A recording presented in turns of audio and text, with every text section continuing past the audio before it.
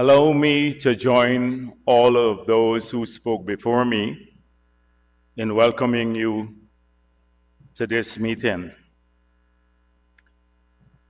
The NTC has evolved over the years into a very important forum, and I can speak about its evolution because I've been around for quite some time, from the days in the Ministry of Finance, then as President of Guyana, then as opposition leader, and now Vice President.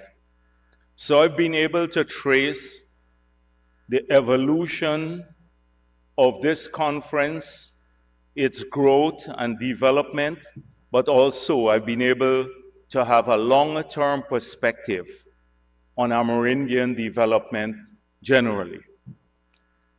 And it's important sometimes that we trace development because many of you, I look around and I see many new faces, younger people who have rightfully advanced in the leadership positions in their villages and now hold a very important position either as a Toshaos or a senior counsel or the head of a CDC.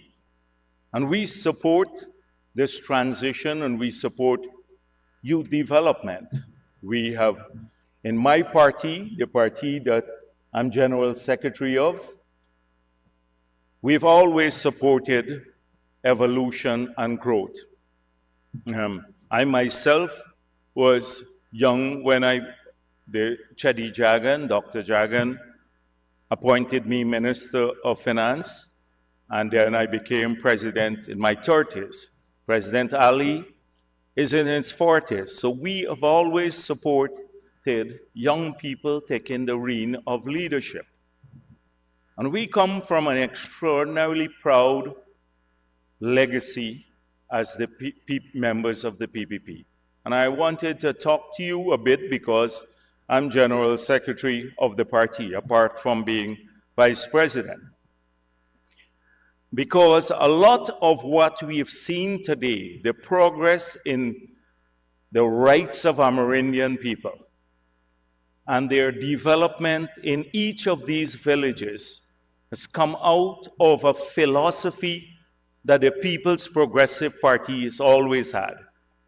A national-oriented philosophy that you see reflected even today. When you look at our party, we're the only multi-ethnic party in the country. We're very strong in all the communities.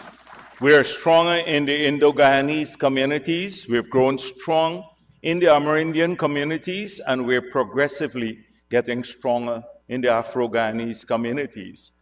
No other party in this country has that characteristic. We don't use people's race or their religion to campaign. Some parties only campaign on the basis of race because from the moment our party was established, it was established to fight for independence for this country. And then we had to lead a struggle against the PNC dictatorship for a long period to restore freedom to this country. And we could have only done it by treating all the people of our country equally. And so in opposition, in those long years when we used to go to the villages across our country led by Chedi Jagan, and many of you, where if you talk to the older folks in your community, you will find out about that history. And then in government, we had the unenviable task of transforming Guyana from the early days. And what were the early days? And that's why I talk a bit about evolution. So the last time I came here, I spoke to you about going, I think it was the LETEM, and having the PYO. We've now have PYO, that's a youth arm of our party, has been growing after our Congress. We now have 15,000 members. So I was in Letem to have the one for Region 9, and then we went to Region 1, and the other regions, I was in Region 9. And a lot of the young people there who attended, they know instinctively that the PPP has been supportive of their development. But they did not know the past. And so when I spoke to them about the period when I grew up, when to eat bread made from wheat, we could land you in jail because it was illegal, or to have a can of sardines, and just the tin, not even the content. People had to eat the can of sardine and bury it in the ground to avoid being prosecuted, the police locking you up. As a boy, I saw the police come and fetch people's pots away because of what they ate. People could not even believe that it was Guyana that we were talking about because they don't have any experience. And many of you are young too, and I'm sure you don't have that experience. But that was the state of our country at one stage. No freedom for people, but even more so, less freedom for Amerindian people and people who live in the hinterland. They were totally off the radar of development for the government at that time because they stayed in power. The APNU, at that time they were the PNC, APNU, AFC, they were PNC. They stayed in power by rigging elections. And for 28 long years, our country declined. And to the point where we became poorer than Haiti, and half of our population fled Guyana to look for a better fortune elsewhere. So that was the starting point. And so if you trace now, every Toshaos were to trace every development that you now benefit from, you will see that they started when the PPP resumed office in '92. From the constitutional guarantee, the Indigenous Peoples Commission, to the 1996 Amerindian Development Act, to the establishment of the NTC, to the establishment of a 1-month celebration for Amerindian culture, to the presidential grants. Every one of those were established by the PPP government when they took office. And so many people today think they were always there. They were not always there. In the early period, that time Chetty Jagan was the president. I was in finance. We didn't have money as a country. We were bankrupt because most of our money went to service debt. That is what the PNC APNU legacy of the 90s were. And we started from scratch. I'm not going to burden you with all of the details today, but I just wanted to say to you, and we can discuss that every one of those things, every single one, from secondary education to scholarships on the coast to all of the laws that you benefit from now, they were established by the PPP governments or successive PPP governments. And that is why it's important that people understand legacy. Because when you go to campaign to, you have all come through elections as Toshaos. I'm sure you would have been very upset if in your villages that the elections were rigged and you could never appoint who you want in your villages. That one man stayed in office as the Toshaos or the senior council or the head of the CDC forever, never to be changed. Well, that is how it was for 28 years because there was no accountability. And then you're young enough, well, you're old enough now to remember the last attempt to steal the elections. It happened right 5 years back by APNU AFC. Once again, even although they had been out of power for almost over 2 decades, they came back with the same philosophy. First chance at power, 2020, 5 months after the elections. 5 months after the elections, Irfan Ali was sworn in as president because they hung on to power. They did not want to give up after losing. The whole international community said you lost the elections. They were threatened by sanctions. The United States threatened sanctions on them. The Organization of American States, the Carter Center, the OAS, the Commonwealth, every international group said you lost the election. The people of Guyana said that they would not leave office. That's just 5 years ago. And we're back again now, 5 years hence, because every party has to account for your term in office. As Toshaos, or senior counsels, or head of CDCs, you too, when you face elections the next time, you're not going to be able to rig elections to stay in power. You're going to have to say, elect me on the basis of what I did. What I did in my period as Toshaos or senior counsel. And I'm going to tell you today what we did with our 5 years versus the last 5 years versus what APNU did with their 5 years. The 5 years from 2015 to 2020, you saw they stopped the ALT program, the Amerindian land titling program, stopped it. 2, they fired all of the CSOs. 1,972 persons were fired. They put a value-added tax on travel into the hinterland.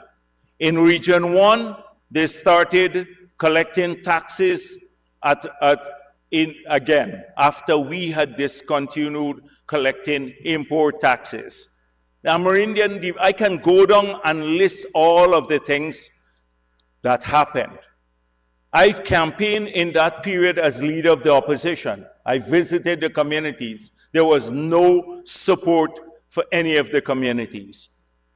Education, they took away the grant from the children, the $10,000 grant from the children. They promised in 2015 to double old age pension in 100 days. It didn't happen. You had Malays across Guyana and particularly in the Amerindian communities. When a minister of the government, the PNC, APNU, AFC government, stood up in Parliament and said that Amerindians are greedy people. In Parliament, Amerindians are greedy people. They want too much land. And if they get more land, they must not benefit from oil money. And that is recorded. You can go back and check it yourself. Just Google it, and you will see who said it. And when the Toshaos came out in 2018 and 2019 and asked them, Granger, at that time, to get his minister to withdraw the statement, they refused to do so. You had a minister of Amerindian Development sitting in Parliament the day when he said that, and not one objection, not a single objection from the APA. Nobody. Guess who objected? The PPP. We were in Parliament. The PPP. We're the ones who objected. And so that is how they treated Amerindian communities, and generally the whole country was declining. We lost output in many areas.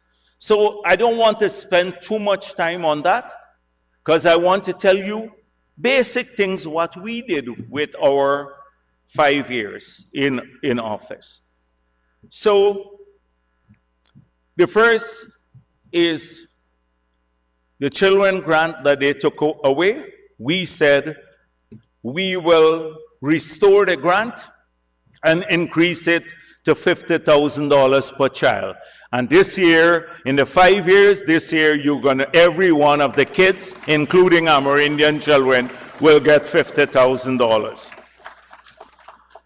We said we will, when we go across the countries, the country and to the communities, the old solar panels that we had given to the communities under previous PPP government, that APNU, that we had bought, we bought a set of them to distribute, and then we lost power in 2015, and they never distributed them, but we said we will return to buy the solar panels. 30,000 solar panels were given out to the communities under this government at the cost of $8.3 million US. That's in the first period. And now we just bought another 7,000, costing $1.9 million US to continue with this. The hubs that we had started were never operationalized. And so today, we now have 140 of those hubs operationalized. We have put internet in many of these communities, the high-speed internet, in over 600 places in hinterland villages. And this will cost, every year, this will cost us now to pay the cost, the monthly cost for these internet facilities will cost about $2.1 million US. We have now, we promised to double old age pension. Now the old age pensioners are receiving $41,000 per month, up from $20.5 thousand per month. We fulfill our promises to the pensioner. So we fulfill our promises to the children. We fulfill our promises to the pensioner. We said we will make university education free. We did that last year. We now decided we're going to pay for CXC and CSEC for 8 subjects for every child in the public and the private sector. So when your children get a scholarship, they can do that. We promised to invest in education. We moved the budget for education from $53 billion to $185 billion. We spent about $16 billion in building schools. I can give you the long list of schools in the hinterland. We're spending more sometimes per school in the hinterland than we're spending on the coast. We're building a school here at Camp Street. It costs about 1/5 of the price of the school that we're building, that we built in Hosororo or Quibana, or we're building in Carasabai. These are some of the best schools in the country being built in Amerindian communities now, because we believe that this is important for us. We also talk about 20,000 scholarships, online scholarships. We have now given 30,000. We just decided that because the biggest thing that was holding back the villages from doing university education right at your village or any level of education was internet. But with the hubs now that we're putting in place, every child, every adult in every Amerindian village in this country can access university education without leaving your village. And that is what we're doing. We kept our promise to the children of the country and to the families in relation to education. We expanded healthcare enormously, but right now we just awarded 3, and we're going to award a 4th contract in the hinterland. In Cato, a hospital for $27 million US. In Moruca, one for $21 million. And in Letem, there is $31 million US. And when you add the $15 million to equip the hospital, each of these hospitals, another $15 million US, it's $124 million US that we're going to be spending in just 3 hospitals I'm talking about. The one in Camarang, soon we are going to move on that one too. So That is in healthcare alone in the hinterland, 124 million US dollars that we are investing in just 3 facilities that would revolutionize the hinterland. That's our legacy in these areas. We have now, when we never promised tractors and trailers when we campaigned, but 216 of them have been delivered to communities across the country at the cost of nearly $1 billion. But that's our legacy. I have a long list of things. We've demarcated 10 villages already, of which several of those villages have already 15 actually have been demarcated. We returned to land titling after they shut it down on the APNU because they said, you mustn't get more land. You must not get more land. They shut it down. And then 15 villages have been demarcated in the 5 years we've been in office. 10 have received their certificate of titles, and we're waiting on Lands and Survey to work with us to ensure the other 5 get it done. We're moving forward. We're moving forward on land titling programs. In these years, we have spent over nearly $500 million on 1,294 hinterland students who have come out now. We're supporting them here. We're spending $13 million US on the Muckamucka and the Kumu Fall that would be servicing that is hydropower for the people in these communities in Region 9. We are also building these solar farms to the tune of maybe $15 million US across several villages in the hinterland. When you start adding up all of these things, then you see the size of the investments we're making. The Amerindian Development Fund, that is $16 billion have been spent in the last few years. So let me give you an idea of the comparisons when you talk about party. In 5 years, APNU spent on capital projects in the regions.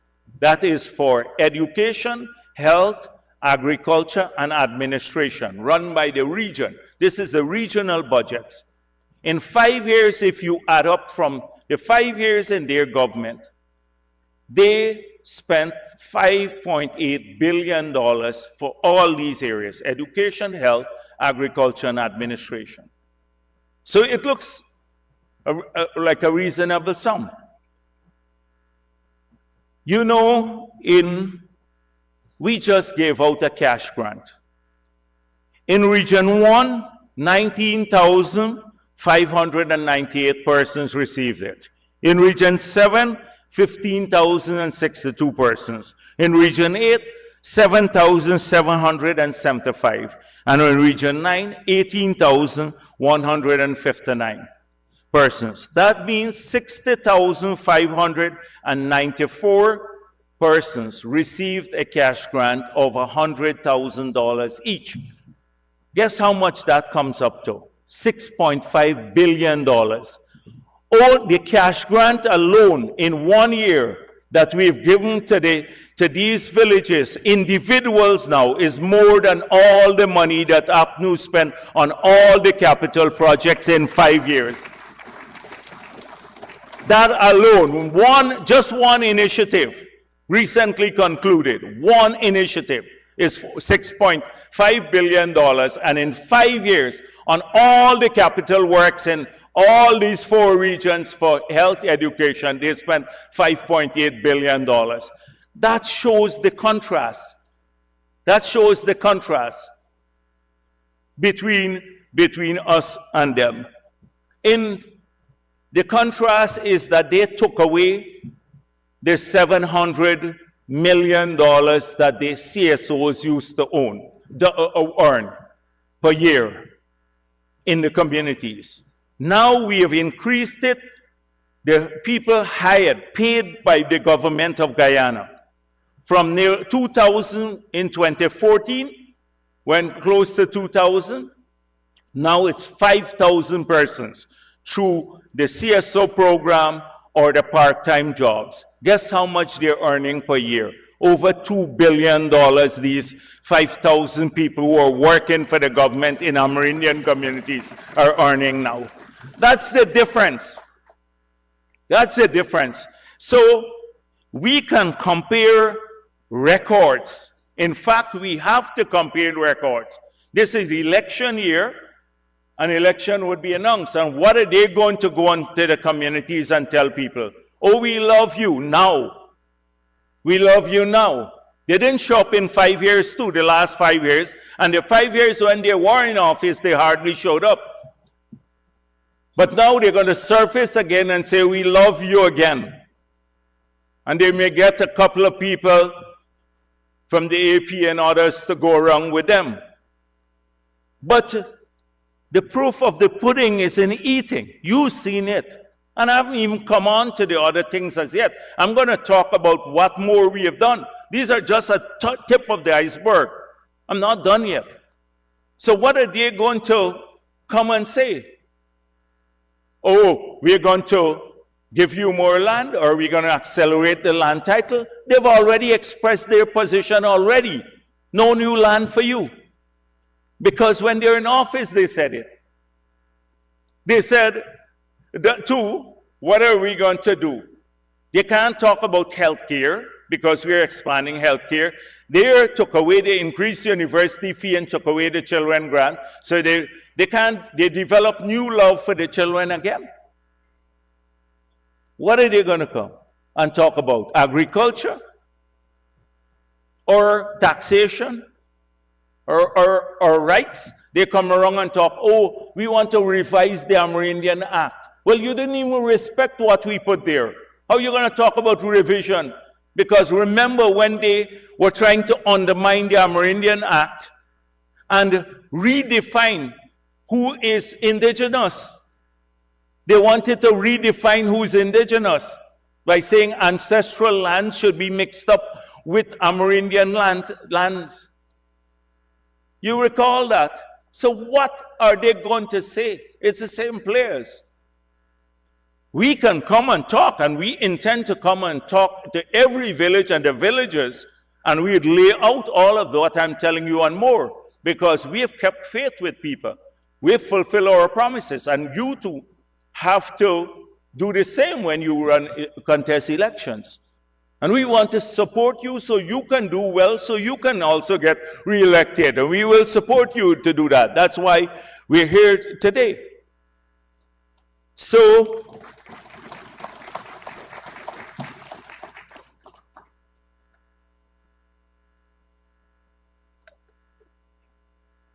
I see all sorts of strange people trying to come to the villages. Criminals, everyone else. And so, but they all have to account. You have to account for stewardship. You have to account, you have to say things. You can't go and post a picture of yourself and say, I look nice in the picture, vote for me. It's what you've done. You can't develop overnight newfound love because it's election period. And then after that you disappear again, as they often do. That's one thing. The party that I come from, that I had, has always kept faith with people. In the good times and the bad times, we're there. In opposition, we're there now, and in government, we're there. And this is a testimony to it, because the amount of time you get from the president, from the ministers, etc., it's unprecedented anywhere in the world. Anywhere in the world, not just in Guyana, listening to people's concerns, etc. So because of the respect we have for the communities and people. So today, I hear about FPIC. You might hear that some of people talk a lot about FPIC. We have always sought to work well with the Amerindian organizations because we believe we're all fighting for the same cause. But when some people would blinker their eyes, they turn a blind eye to all the development, They try to undermine initiatives that are good for the people of the country and good for Amerindians. We're going to fight them robustly, like the ones who are trying to block the LCDS. They don't have an alternative, but they every day around the world trying to block the low carbon development funds. So I just wanted to ensure that you're aware of these things. I'm not going to go through everything else here that we have, because I want this to be an interactive session.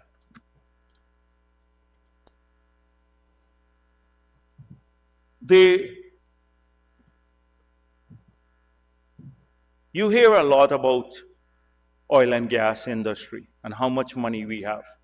So new excuse is they say, oh, we didn't have oil money. Well, first of all, they did nothing to develop the oil industry, because all of it started under the PP, under Janet Jagan. Then they signed a bad agreement. In the 5 years, they collected $94 billion more of taxes, but spent very little, including from Amerindian communities. Like, as I said before, in Mabaruma, you didn't have a customs presence, they put one there. So now they say, oh, the country is awash with oil money. So I wanted every Toshaos, every senior council here, to leave with this understanding of the budget. In this year's budget, 2025, all the oil money that we collected and are funding projects in the budget is less than our allocations for education, health, roads, and bridges.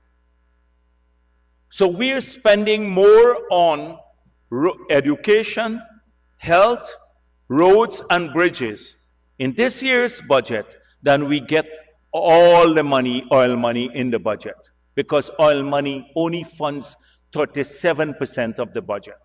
So everything else, agriculture, security, everything else comes from, not from oil money. Oil money is only 37% of the budget. So when you hear them say this, oh, we are awash with oil money, it's not true. You just have to read the budget documents. You have to read the allocations to education is 185 billion. Health, about 170 billion.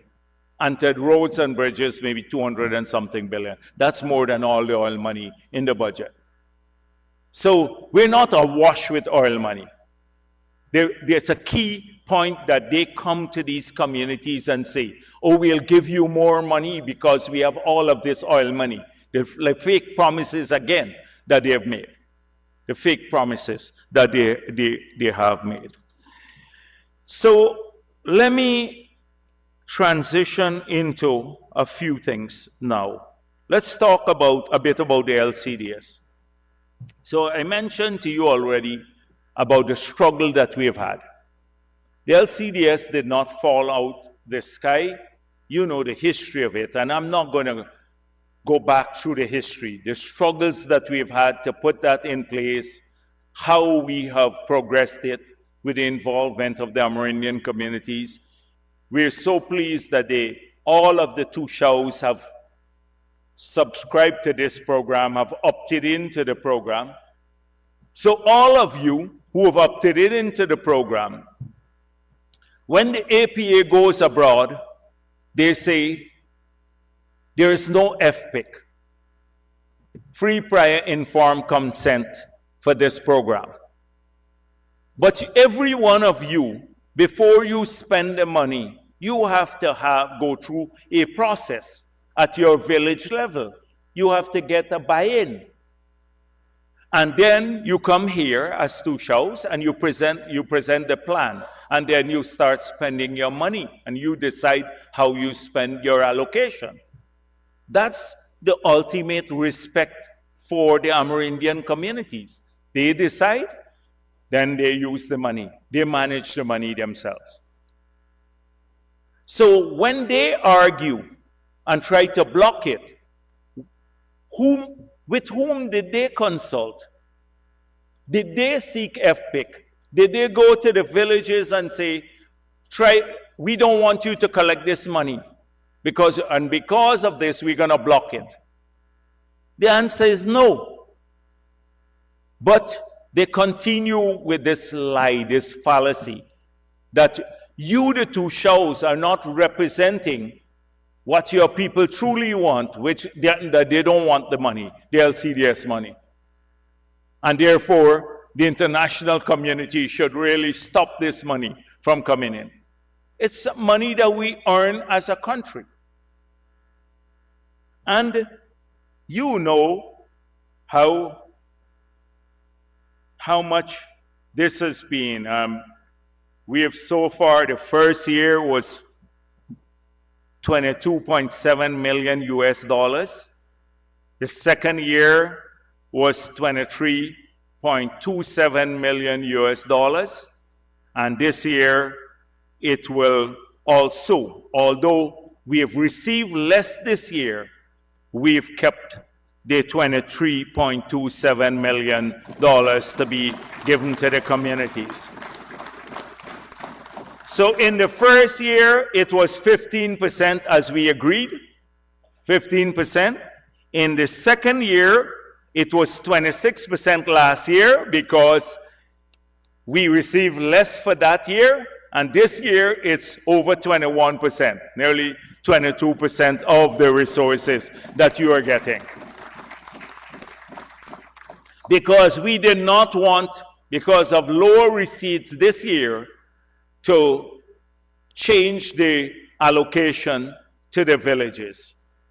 So we're going to, just now, we're going to get into more details about how we approach this matter, and I'm sure we're going to be having some discussions. I want Pradeepa to mention a bit of these issues. The next thing I want to talk about, because we've had some requests for this. So apart from everything else you'll be getting this year, I had a discussion with the president earlier today. So each of these villages will get $3 million to assist people for housing upgrades so that they would be managed by the village councils.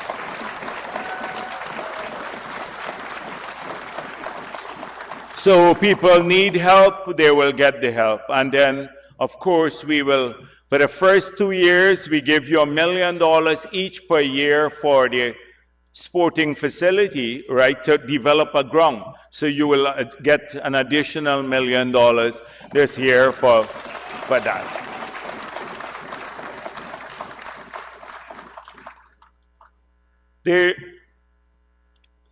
Just to give you an idea, maybe I should move straight into the discussion because I know you have many other things to talk about.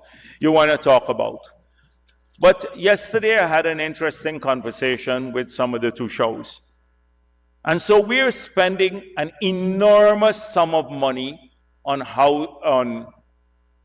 infrastructure. I mentioned about the education and the health sectors, and those will continue.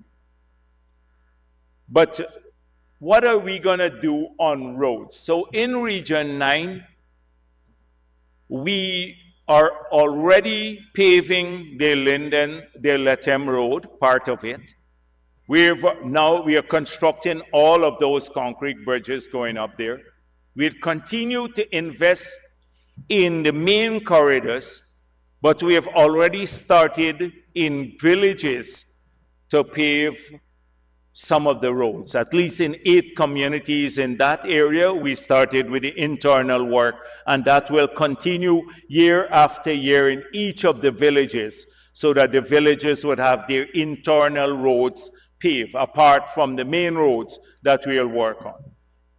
When the main roads are fixed. We are hoping the cost of living, because you can move things or by road, will also come down, because that's an issue, and particularly in some of the villages.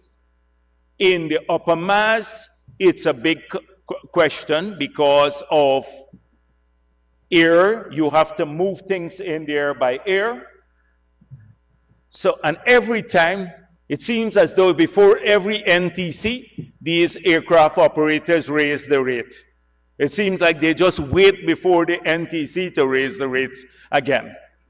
So we've had some discussions with them, and if they can't be reasonable about these rates, then the government will invest in a commercial arm of the GDF to compete with them so that we can keep these the freight rates down. In fact, we may very well buy 4 more of the aircrafts that we've just bought to do that in the next term in office. They complained, they said to us, well, it's not them. It is the middlemen. Some of these big businesses buy out, they charter the airline, and then they sell a higher rate, they charge a higher freight to other people. This is for some of the communities, particularly that fly goods in, not like Letem so much, Region 9, where a lot of the goods go by transit, land. So I want to discuss this afternoon with the Toshaos whether some of the villages can charter the plane too. Instead of the private businessman chartering it, they said they expressed a desire to do that, charter the plane and then arrange for the people who are using it in the villages to get the lower freight rate. We'll discuss that this afternoon. That's one thing, that's a big concern of ours, because we on the coast, we have sought to tackle cost of living by subsidizing electricity and water and transportation now. So every gallon of gas you buy in Guyana or diesel, there's a $500 to $600 Guyana subsidy for the gas, because we wanted to keep the price down. But in the hinterland, the biggest concern has been the cost of transit, moving people and goods into some communities. So we plan to also upgrade and expand a lot of these airstrips so that bigger aircrafts can go, and then especially in areas they can't go. And then if you have another service, we're going to operate a government-owned service if we can't solve this problem of the gouging, which we believe is a gouging of the market. That it means they're unfairly increasing the rates. In Region 1, it's the same thing, massive investments.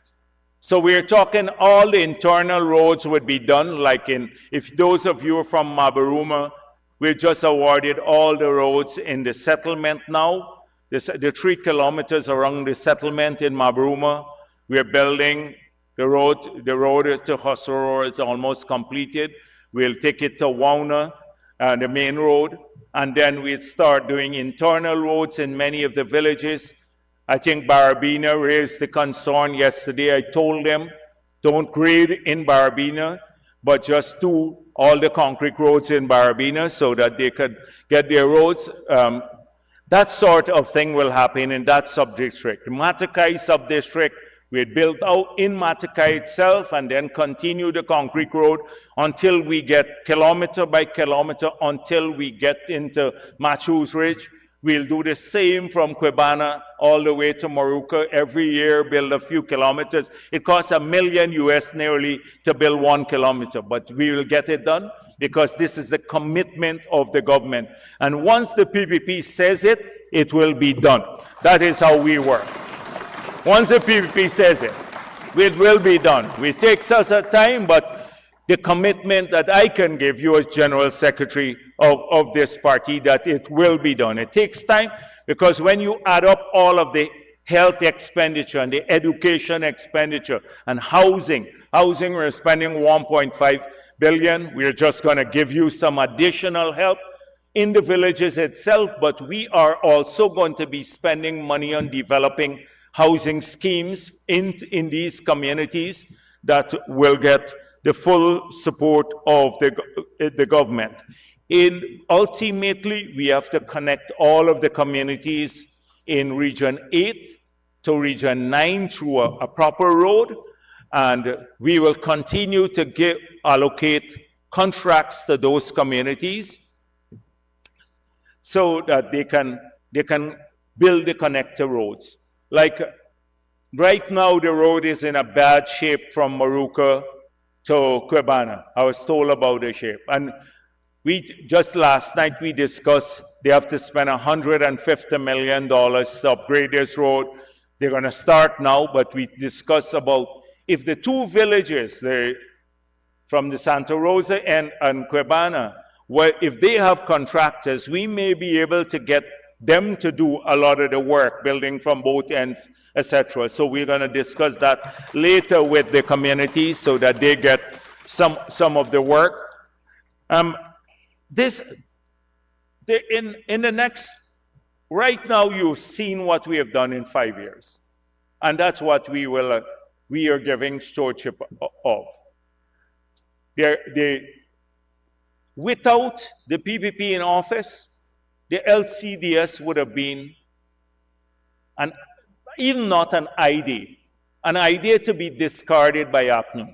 What did they do in the 5 years in the environmental sector? Granger took $2.5 million US dollars that we left through the old LCDS and developed a green state strategy. They paid UNEP and the GGGI, Green Growth Institute, to come and do it. Very little in this indigenous involvement. And their green state strategy was to plant trees.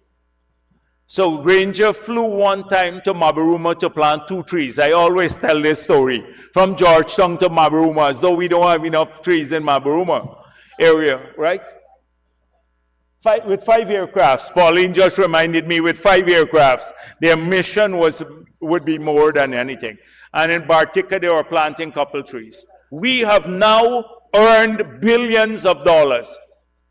And what has this money done? I want all of them, including the APA, to tell me about, and tell you, look you in your faces, you know how many projects? Nearly 3,000 projects are going to be done by this money in your villages, changing people's lives. You know, the LCDS money has been used. Some people get some help. They get a black tank. They get a piece of road, etc. And by the way, to show some Maruka who raised this issue with me, you don't have to use your LCDS money to build any road or fence or any of the bridges in the area. We will carry those on the regional budget or the national budget. We will deal with those. So don't use your LCDS money for that. Make sure you don't use it for that. So I wanted to just clarify that issue here today. But that's what's happening in these areas. Vibrant communities growing, being educated. Our children in these villages now have a chance to be educated at the highest level, to get degrees without leaving their villages, getting better health care, a CT scan, and right in your own communities. And that's because of the vision of the People's Progressive Party. That is how we work. So I want to, in the next 5 years in office, we're not arrogant, but we believe that we will do well in the elections because we have kept faith with the people. We have fulfilled their promises, and when it's the people of the villages who will speak, the people of the villages who will speak, because they will compare what was and what is. what was and what is. They'll compare that. And you don't need anybody to tell you any differently. Don't need anybody, because they'll see that. They've seen what the alternative has been. And it wasn't such a pretty picture. It wasn't such a pretty picture. But we respect people. We respect even those Toshaos that don't support us. We respect the people and their political freedom in this country. But we will make our case to the villagers directly, too, and through the Toshaos here, many of them. We'll make our case. And we have a good case to make. So, in the next term, you can look forward to further benefits. I've just laid out, I can talk at length about some of the things we plan to do in the next term. We haven't even started talking about that.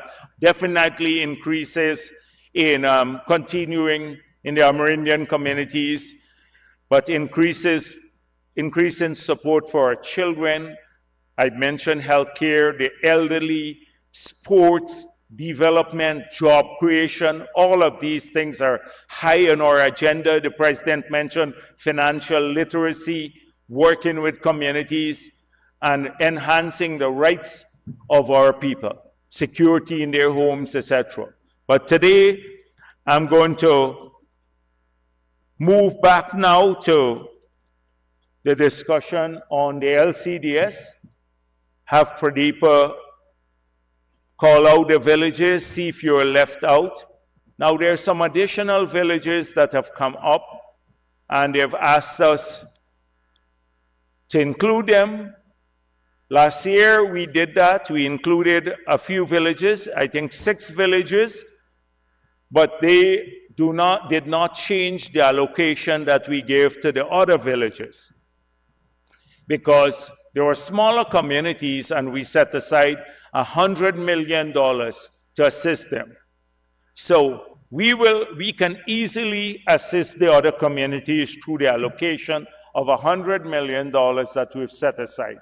So we right now have 242 villages that get allocations through the LCDS, another 6 that benefit through the $100 million facility, and then maybe another 5 that will also get some help through the same $100 million.